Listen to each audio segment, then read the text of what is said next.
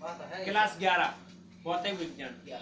Okay, तो इसका पहला चैप्टर पढ़ रहे हैं मापन एवं मात्रक।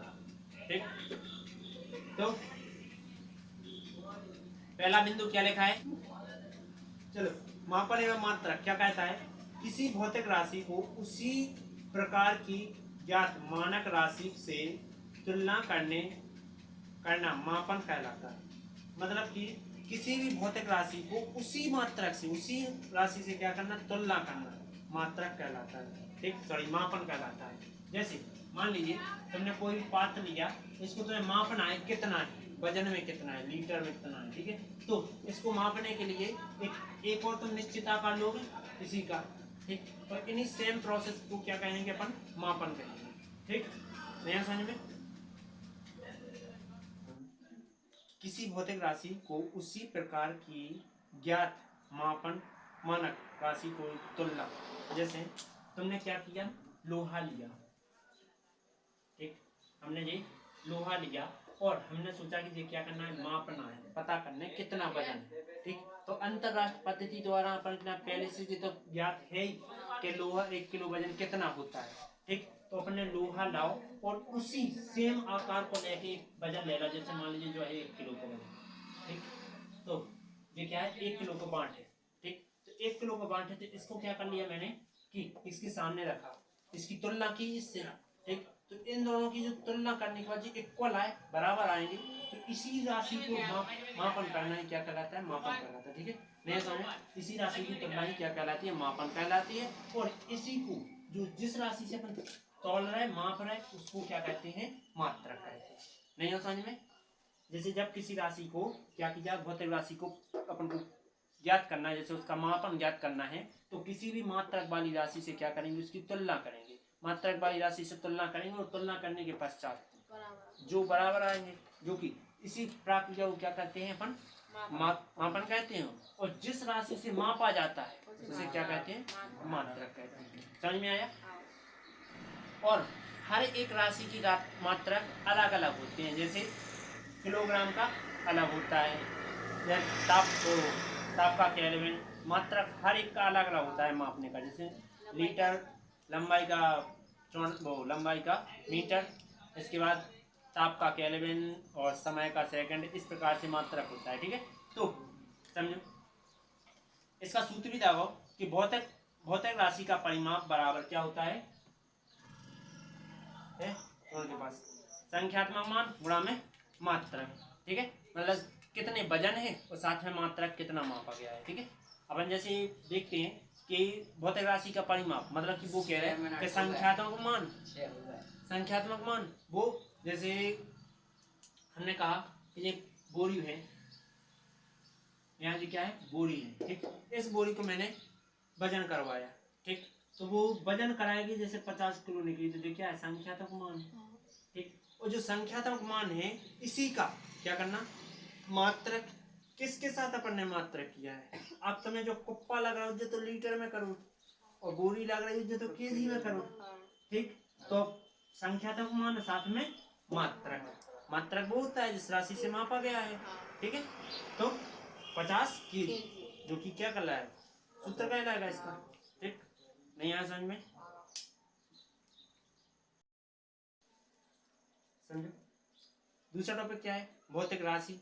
भौतिक राशि कितने प्रकार की होती है, 2 प्रकार की। एक तो होता है मूल मात्रक में, दूसरा होता है व्युत्पन्न राशि में। तो मूल मात्रक क्या करता है, देखें नीरा जी, तुमने घर जाके आराम से वीडियो से तो उतार भी सका और नहीं उतार चाहो तो देखिए है वैसे हमने लिखवाया हुआ। ठीक, तो मूल मात्रक क्या होते हैं, मूल मात्रक होता है पहला नंबर कि एक दूसरे से क्या होते हैं, स्वतंत्र होते हैं। एक दूसरे से स्वतंत्र होते हैं। दूसरा नंबर, इसके बाद ए मूल मात्रक कहलाते हैं। ए मात्रक मूल मात्रक कहलाते हैं। इन्हीं को क्या कहते हैं, ये जो मूल मात्रक होते हैं, सॉरी, इन्हीं मात्रक को क्या कहा जाता है? मूल मात्रक कहा जाता है। इसके बाद मात्रक, जैसे मूल मात्रक क्या है? मूल मात्रक, मूल मात्रक क्या है? जैसे हम लिख दिया है मीटर, सेकंड, इसके बाद केल्विन, ठीक, इस प्रकार के मूल मात्रक होते हैं। इसके बाद चौथा नंबर क्या लिखा है? पूरक मूल मात्रक है। तुम्हें अमृत से मतलब है क्या? हमारे से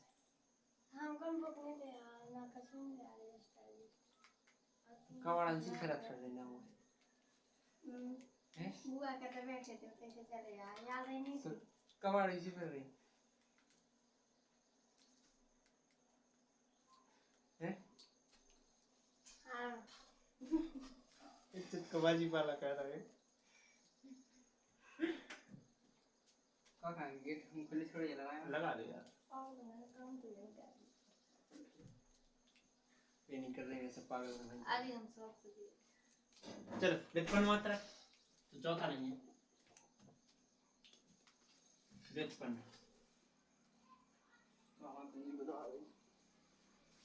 व्युत्पन्न मात्रा क्या होता है? पहला नंबर ए मूल राशि से प्राप्त होते हैं। ए मूल राशि से प्राप्त होते हैं। अरे ये तेरा ना देखे जो मूल राशि तो ये मैं आवाज ऑरेंज कैच कर सका था आराम से, ठीक। इसके बाद ए मात्रा क्या होती है? व्युत्पन्न मात्रा कहलाते हैं। ए मात्रक व्युत्पन्न मात्रा कहलाती है, ठीक है। इसके बाद थर्ड नंबर, जैसे उदाहरण में लिया जाए joule, newton, newton into metre, okay, इस प्रकार। तो मूल मात्रा क्या कहलाती है? ये एक दूसरे से क्या होते हैं? स्वतंत्र होते हैं, मतलब किसी का विरोध नहीं करते हैं, ठीक, हमेशा एक दूसरे के स्वतंत्र रूप में रहेंगे। जैसे कि मान लीजिए अपन मापन करते हैं तो वे एक दूसरे के साथ कंपेयर करके अपने आप को स्वतंत्र कर लेंगे। ऐसा नहीं है कहेंगे कि हमें जाना चाहिए, नहीं, ठीक, सेम रहेंगे। इसके बाद ये मात्रा की क्या कहलाते हैं? मूल मात्रा कहलाते हैं। जो स्वतंत्र होते हैं वे क्या कहलाते हैं? मूल मात्रा कहलाते हैं। मूल मात्रा जैसे कि कौन कौन से होते हैं? मीटर, सेकंड, केल्विन, ठीक। इसके बाद व्युत्पन्न मात्रा कौन कहलाते हैं? ये मूल राशि से प्राप्त होती है, मतलब कि जो मात्रा की मूल राशि है यहाँ से ही तुम्हें क्या होती है? व्युत्पन्न प्राप्त होती है। कैसी? जैसे कि मान लीजिए तुमने जो भार लिया, इसका जो तुमने जो केजी में लिया तो केजी में क्या आ जाती है? व्युत्पन्न आ जाती है, जो कि ये क्या कहलाती है? मूल राशि से प्राप्त होते हैं। इसके बाद ये मात्रा क्या कहलाती है? जो मूल राशि से प्राप्त होते हैं उसी को क्या कहते हैं? व्युत्पन्न राशि कहते हैं। और इसके बाद व्युत्पन्न, जैसे उदाहरण के तौर पर देखा जाए जूल, न्यूटन प्रति मीटर, ठीक, इंटू मीटर। इसके बाद थोड़ा रुकिए, भौतिकी क्या है? देखो, भौतिकी वह विषय क्षेत्र है जिसमें प्रकृति तथा भौतिकी क्या है? भौतिकी वह विषय क्षेत्र है जो क्या करता है? प्राकृतिक तथा प्राकृतिक, क्या करता है? प्राकृतिक तथा प्राकृतिक, इनका क्या करना होता है? अध्ययन करना होता है, ठीक। और अध्ययन करने के बाद यह विज्ञान की वह शाखा कहलाती है जिसमें क्या होता है? द्रव्य तथा ऊर्जा का या इनके बीच आपस में आदान प्रदान किया जाता है। तो भौतिकी क्या कहलाती है? प्राकृतिक और प्राकृतिक के बीच क्या किया जाएगा? अध्ययन किया जाएगा। और वह विज्ञान की यह शाखा होती है जिसमें ऊर्जा और साथ में द्रव्य के बारे में क्या किया जाता है? अध्ययन किया जाता है। इसी को क्या कहते हैं? भौतिकी कहते हैं, ठीक। मेन परिभाषा तो यही तुम्हारी भौतिकी क्या कहलाती है? भौतिकी विज्ञान की वह शाखा है जिसमें प्राकृतिक और प्राकृतिक दोनों के बीच क्या किया जाता है? अध्ययन किया जाता है। जिसमें आगे फिर बड़ा चढ़ा के लिखने से फिर जो लिख सकते हैं, भौतिकी विज्ञान की वह शाखा है जिसमें द्रव्य एवं ऊर्जा के बारे में क्या किया जाता है? अध्ययन किया जाता है, ठीक है, या उनके आपस में क्या किया जाता है? आदान प्रदान किया जाता है, ठीक है। उसी को क्या कहते हैं? भौतिकी कहते हैं। भौतिकी में 3 नवीनतम आविष्कार किए गए हैं, जैसे लेजर, इसके बाद कंप्यूटर और अतिचालकता। लेजर तो जानते होगे, तरंगें, ठीक, जैसे कोई भी देख सकते हो टॉर्च में लेजर होती है, ठीक है। इसके बाद कंप्यूटर, जो कि जानते होगे, आजकल तो हर कोई जानता है कंप्यूटर को।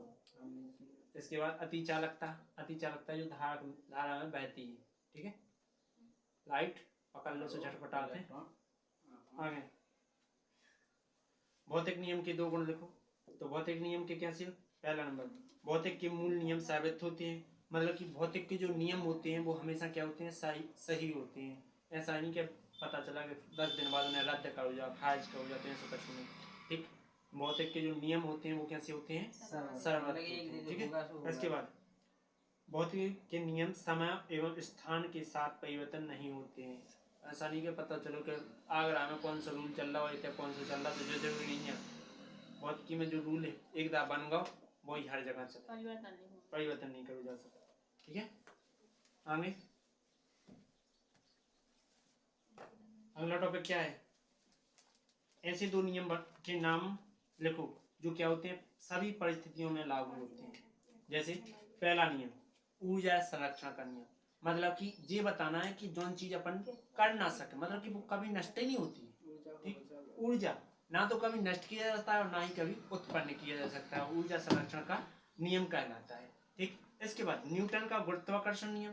न्यूटन के गुरुत्वाकर्षण के नियम 3 है। कौन सा, जिसमें सबसे अधिक लगता है तीसरी तृतीय नियम, जो प्रत्येक क्रिया के बराबर विपरीत प्रतिक्रिया होती है। मान लो अपन ने कोई भी चीज यहाँ से ऐसी लटका के और यहाँ से ना छोड़ा तो वो ना भी उतनी ही बात जाएगी, ठीक है। तो अभी तुम पकड़े और सुन जाएगी, ठीक। ऐसे जब करेंगे तो देखो हिलेगी, ठीक है। तो जितना ना जाएगी उतनी ही ना जाएगी, तो इसको क्या कहते हैं, न्यूटन का तृतीय नियम कहेंगे। या फिर अपनी भाषा में समझा जाए कि किसी ने एक चांटा मारा तो दूसरा उतनी जोर से चांटा मार सकता है, ठीक है। मार सकता नहीं, मारेगा, ठीक है। आगे नोबेल पुरस्कार प्राप्त करने वाले एक भारतीय वैज्ञानिक का नाम, तो सीवी रमन, ठीक है। अगला क्यों वीडियो कट कर मात्रक तो हम पीछे समझा चुके हैं, व्युत्पन्न मात्रक समझा चुके हैं। एसआई पद्धति में लंबाई का मात्रक एवं परिभाषा। तो लंबाई की परिभाषा क्या है, एसआई पद्धति में लंबाई का मानक इकाई जो मात्रक है वो क्या है, मीटर है। तो एसआई पद्धति के आधार पर जो भी एसआई मात्रक है इसका क्या है, लंबाई का मीटर है। इसके बाद पेरिस में क्या है, देखो पेरिस में अपने जो शब्द जैसे जो मात्रक हैं इनके बाप दादा बैठे कहाँ, पेरिस में।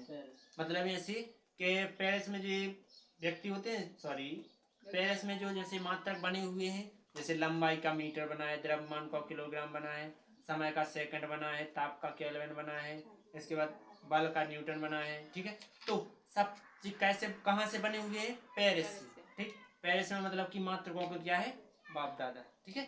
तो यहाँ से तुम एक चीज समझ सकते हो, पेरिस में अंतरराष्ट्रीय बांट माप कार्य प्रणाली में रखी प्लेटिनम की इरोडियम मिश्र धातु की एक छड़ है जो कि 0 सेल्सियस पर लगे 2 चिन्हों के बीच की दूरी को क्या कहते हैं, 1 मीटर कहते हैं। पेरिस में एक कोनो अंतरराष्ट्रीय बांट के रूप में जो एक रॉड है, काय की रॉड है, वह प्लेटिनम की इरिडियम रॉड, ठीक है, जो कि कैसे बनी हुई है, मिश्र धातु से बनी हुई है। उसमें क्या है, 2 बिंदु हैं, उन 2 बिंदुओं के बीच की दूरी को क्या कहते हैं, 1 मीटर होती है। वह दूरी क्या है, 1 मीटर है, इसी को क्या कहते हैं, लंबाई। नहीं समझ में आया। अगला, अब ये सभी की और अलग अलग परिभाषाएं, जैसे एसआई पद्धति के आधार पर द्रव्यमान का मात्रक और परिभाषा। तो द्रव्यमान का मात्रक क्या है, द्रव्यमान का एसआई मात्रक किलोग्राम होता है, और साथ में 1 मानक किलोग्राम पेरिस। अब बाई बात फिर से पेरिस आ गई, पेरिस में फिर से तुम वजन रखो, देखो पेरिस के अंतरराष्ट्रीय कार्यालय में रखे। पेरिस का एक क्या है, कार्यालय है जो कि अंतरराष्ट्रीय में माना जाता है। प्लेटिनम की इरिडियम धातु की एक विशेष बेलन का द्रव्यमान है, मतलब गोल क्या है, एक द्रव्यमान है, क्या है, इरिडियम से बनी हुई है। बावी कैसे बनी, प्लेटिनम और इरिडियम से, ठीक है, दोनों से बनी हुई है, जो कि क्या है, एक गोलाकार बेलन के रूप में है, ठीक। और उसी का वजन किया तो उसी को क्या कहते हैं, द्रव्यमान कहते हैं। नहीं आया समझ में, ये भी तो मिश्रण से बनी है। हाँ सब बना के रखा। हाँ आगे जैसे समझा नहीं है, समझो एसआई पद्धति पर द्रव्यमान का जो मानक इकाई होती है वो क्या होती है, किलोग्राम होती है, ये तो तुम्हें पता है। इसके बाद पेरिस में अंतरराष्ट्रीय कार्यालय में, अंतरराष्ट्रीय जो कार्यालय, अंतरराष्ट्रीय कार्यालय है, तो वहां क्या रखी हो, प्लेटिनम की, इरेनियम की एक क्या रखी, मिश्र धातु की एक विशेष प्रकार का बेलन रखा हुआ है, ठीक। और उस बेलन को ही क्या कहा जाता है, द्रव्यमान। नहीं समझ में। वहां लंबाई में रखी थी प्लेटिनम की एक रॉड, प्लेटिनम रेडियम की एक रॉड थी जो मिश्र धातु से बनी हुई थी, और उसमें दो बिंदु थे, उन दो बिंदुओं के बीच की दूरी को मीटर कहते थे, 1 मीटर को ही क्या कहते थे, लंबाई कहते थे। यहाँ द्रव्यमान में, द्रव्यमान का ऐसा मात्रा किलोग्राम है, और किलोग्राम का क्या कहा है, किलोग्राम को जब पेरिस में दर्शाया गया था, पेरिस में कैसे दर्शाया गया है कि पेरिस के अंतरराष्ट्रीय कार्यालय में क्या है, एक प्लेटिनम इरेनियम की एक क्या है, धातु है, और वो धातु क्या करती है, धातु का धातु एक बेलन आकार की है, जो कि उसी को क्या कहते हैं, द्रव्यमान कहते हैं। इसके बाद एसआई पद्धति पर समय का मात्रक एवं परिभाषा। तो समय का मानक एक मात्रक क्या है, सेकंड है। समय को किससे मापते हैं, सेकंड से मापते हैं। इसके बाद 1 वर्ष के एक मध्याह्न से दूसरे मध्याह्न की मध्य अवधि, मतलब कि 1/86,400 भाग क्या कहलाता है, 1 सेकंड कहलाता है, ठीक। नहीं आया समझ में, जो कैसा है, मतलब कि पूरी वर्ष भर का मध्यांतर, मतलब एक मध्यांतर और साथ में दूसरा मध्यांतर, दोनों की अवधि कितनी होनी चाहिए भाग में, 1/86,400 भाग 1 सेकंड कहलाता है।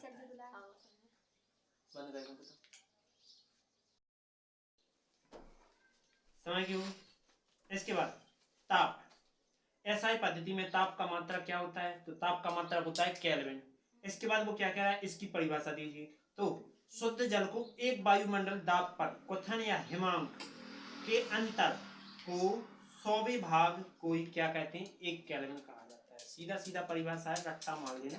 क्या लिखा है कि शुद्ध जल को तुम्हें एक वायुमंडल दाब पर क्या करना है, क्वथन करना है, मतलब कि उसको भाप अवस्था में परिवर्तन करना है गैस में, ठीक है। इसके बाद फिर क्या कर देना है, हिमांक, मतलब कि ठंडा कर देना, और जो भाप निकलने की प्रक्रिया और साथ में ठंडा करने, मतलब क्वथनांक और हिमांक दोनों के बीच में जो गैप है उसी को क्या कहते हैं, केल्विन कहते हैं, ठीक। नया समझ में आ गया, आएगा सब आ जाएगा कहाँ, वार्मा नंबर क्या लिखा है देखो, एसआई पद्धति में ज्योति तीव्रता का मात्रक एवं परिभाषा। तो अब ये परिभाषाएं भिन्न भिन्न प्रकार की हैं। अब जो परिभाषाएं रहेंगी वो क्या रहेंगी, भिन्न प्रकार की रहेंगी। जैसे एसआई पद्धति में ज्योति तीव्रता की एसआई मात्रा क्या होता है, कैलेंडा होता है। कैलेंडा क्या कहलाता है, इसका संकेत होता है सीडी, मतलब इसको दर्शाते कैसे, सीडी से, ठीक है। एक कैलेंडर प्लेटिनम के गलनांक पर रखी मानक पूर्ण कृष्ण का एक खुले सिरे में 1 वर्ग सेंटीमीटर से एकांक धन कोण से क्या होता है, प्रकाशीय ऊर्जा का 1/6 भाग होता है। तो पहली बात तो इसने देखो 3-4 चीजें कह दी, क्या कह दी, प्लेटिनम को गलाओ कितने सेल्सियस पर, 1173 सेल्सियस पर। साथ में इसके लिए गलाने के बाद जो इसका क्षेत्रफल निकलेगा उसका 1 वर्ग मीटर में कोण बनाओ, जो कि कोण बनाने के पश्चात उसमें 1 सेकंड में जितनी भी प्रकाशीय ऊर्जा उत्पन्न भई उसका कितना करना है, 1/60 भाग क्या कहलाएगा, ज्योति तीव्रता कहलाएगी या कैलेंडर कहलाएगा। नहीं है समझ में। धारा को ऐसा मात्रा क्या होता है, एम्पियर होता है, इसे ए से दर्शाया जाता है। 1 एम्पियर वह धारा होती है जो परस्पर समांतर या 1 मीटर दूरी पर वायु या निर्वात पर में रखे दो चालकों में एक ही दिशा पर बहने पर क्या कहलाता है, धारा कहलाता है। मतलब कि जो बोल रहा है कि जब 2 चालक लेंगे वो एक ही दिशा में बहा देंगे, ठीक है, तो उसको क्या कहेंगे, धारा कहेंगे, ठीक है। वीडियो कट, चलो समझो क्या है 11 फिजिक्स। एक भौतिक राशि के विभिन्न मात्रा क्यों होते हैं, मतलब कोई एक ही भौतिक राशि के अलग अलग मात्रा क्यों होते हैं, ठीक। क्या होता है देखो, इसका यह कारण है कि एक ही भौतिक राशि का परिमाप अत्यंत सूक्ष्म या अत्यंत दीर्घ तक कुछ ही संभव होता है, अतः इसे सुविधाजनक मात्रक के व्यक्त करने के लिए विभिन्न मात्राओं का उपयोग किया जाता है। समझो टॉपिक क्या कह रहा है कि भौतिक राशि का मात्रक भिन्न भिन्न क्यों होता है। तो भिन्न इसलिए होता है, जैसे हम बताते हैं कि मान लीजिए जी क्या कह रहा है कि एक ही भौतिक राशि है, जैसे हमने लिखा जी कोई बांट है, मान लो ठीक, ये बांट बना हुआ है, ये है 1 किलो का। अब हम 5 किलो का बनाए तो इसके बड़े आकार में बड़ा होगा कुछ, ठीक, मतलब कि कुछ इस प्रकार से बना लिया मैंने 5 किलो का, ठीक। तो आकार में जी 1 किलो है, जी 5 किलो है, भौतिक राशि क्या है, सेम है, लेकिन क्या है वो अलग अलग है, क्या मात्रक अलग अलग है। कैसे जी 1 है, ये 5 है, आकार में अंतर है। तो यह कारण है कि एक ही भौतिक राशि का परिमाप अत्यंत सूक्ष्म या अत्यंत क्या होता है, दीर्घ होता है, या तो छोटा होता है या फिर बड़ा होता है। तो क्या करता है, दीर्घ कुछ भी संभव है, मतलब कि चाहे तुम छोटा कर लो चाहे बड़ा कर लो, कुछ भी संभव है। इसके बाद इसे अपने सुविधाजनक के अनुसार व्यक्त करके उपयोग किया जाता है, मतलब कि इसे अपनी सुविधा के अनुसार जैसे चाहे व्यक्त करके किया जा सकता है। जैसे कि मान लीजिए तुम्हें सुविधा है घपला मानना है, तो जैसे आधो वजन काटो और बस बता दो दुनिया वाल का 5 किलो को है, नीचे से पता वो घपला ही होगा वो क्वेश्चन, ठीक। चले, विमीय समीकरण क्या कहलाता है, किसी भौतिक राशि के व्युत्पन्न या मूल मात्राओं के बीच जो संबंध दर्शाया जाता है उसी को क्या कहते हैं, विमीय समीकरण कहते हैं। तो व्युत्पन्न और मूल मात्रा हम पीछे समझा चुके हैं, ठीक। तो इसमें किसी भी भौतिक राशि है जिनमें मूल मात्रक हो या व्युत्पन्न मात्रक हो, उनके बीच जो भी जैसे ये संबंध आए तो उसी से जो समीकरण बन रहा है उसी को क्या कहते हैं, विमीय समीकरण कहते हैं। बेमानी राशि से क्या तात्पर्य है इसको, तो बेमानी राशि वही कहलाती है जिसकी कोई राशि, ऐसी राशियां जिनकी कोई मात्रक नहीं होती, बेमानी नहीं होती, ठीक, ना तो मापन होता है ना ही मात्रक होता है। जैसे कोई भी देखा जाए, हमने जैसे उदाहरण के तौर पे लिखा है, देखो विकृति, पायसन, अनुपात, अपेक्षक घनत्व, कोण, ठीक। अब यहाँ कोण है तो कोण को नापा नहीं जा सकता है, ठीक। इसके बाद अनुपात, जैसे अपेक्षक घनत्व है तो घनत्व को जे नहीं मापा जा सकता है, दबाव कैसा है, ठीक। तो ऐसी राशियां जिनका क्या होती है, बेमान नहीं होती है, मतलब कि कोई भी मात्रक नहीं होता, उसे बेमानहीन राशि कहते हैं। और इसके 4 उदाहरण के तौर पर विकृति, पायसन, अपेक्षिक घनत्व और चलो विमीय संज्ञता या ऐक्यता का सिद्धांत क्या है, देखो विमीय संज्ञता या ऐक्यता का सिद्धांत के अनुसार केवल समान विमाएं की राशि क्या होती है, परस्पर जोड़ी या घटाई जा सकती है। मतलब कि विमाएं समान है तो उनको या तो जोड़ा जा सकता है फिर घटाया जा सकता है, ठीक। ये दोनों मार्कर समान है तो हम एक में परिवर्तन करें तो दूसरे में परिवर्तन भी करना पड़ेगा, ठीक है। तो या तो जोड़ सकते हैं या फिर घटा सकते हैं, समझ में आया। चलो अगला टॉपिक, विमीय समीकरण का 4 उपयोग लिखो। तो मतलब कि उपयोग क्या है, मतलब अपन लाभ का है विमीय समीकरण से।